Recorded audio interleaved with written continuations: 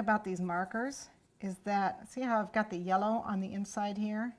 If I go over it with the blue, it actually will turn it green. See, I end up with a green. So you can mix your colors with these markers to blend it and end up with other colors. If you know your color chart, yellow and blue make green. So you can play around with that. Okay, at this point I've got it colored on both sides, and I want to show you what I did is I put a layer of gel, an extremely thin layer of gel on this side, and you can see it's very shiny compared to this side. It also makes the colors kind of pop. So Erlene Moore is the one that originally did this. I believe she, I mean years and years ago.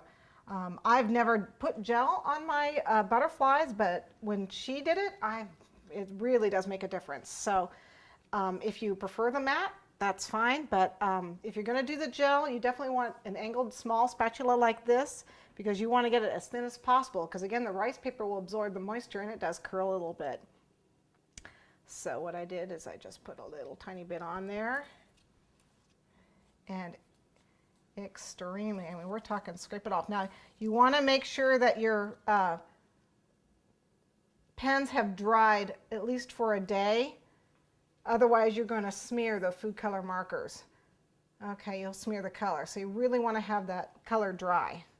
Then, if you so desire, I have a little bit of the rainbow sparkle glitter, just because you can never have too much glitter. And so you can sprinkle that on. They also will sprinkle, you know, a little bit of sugar, just granulated sugar on there to give it a little bit on the front. You know, you can sprinkle anything on there you want.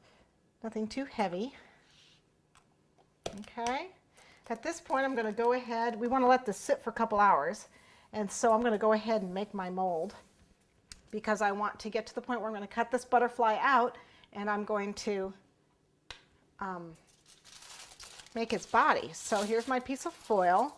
And all I did was just fold it in half, like so. And it really doesn't matter what size it is. Just fold it up with a crease. Okay, and these sides are kind of tall, so I'll just fold them again. That's what I did. I'll fold them back.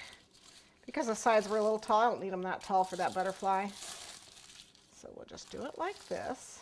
Okay, so end up with a nice firm mold. Okay, for my butterfly. And I like the foil because it kind of holds its shape. I'm going to use, I just have a flower former here. I can actually set it in, and this just makes it just so convenient for me. If you're worried about sticking, you can put just a tiny bit of shortening down here, just a little bit down the center if you're worried about the icing sticking to, body sticking to the foil, but I've never had a problem with it. So, okay, the other thing I have here, of course, is this is just a black flower stamen. Oops, it's sticking to my hand. And I just folded it in half. This is going to be his antennae. Once this dries, we want to cut it out, and you really need a pair of fine scissors to cut it out. You can use bigger scissors, but it's much easier with the fine scissors. Okay, so we're just going to go ahead and cut this out. The rice paper should cut fairly easily, especially once you've gelled it, because it seems to soften it up a little bit. Okay, and you just want to cut it out like so. Try and get all the white off.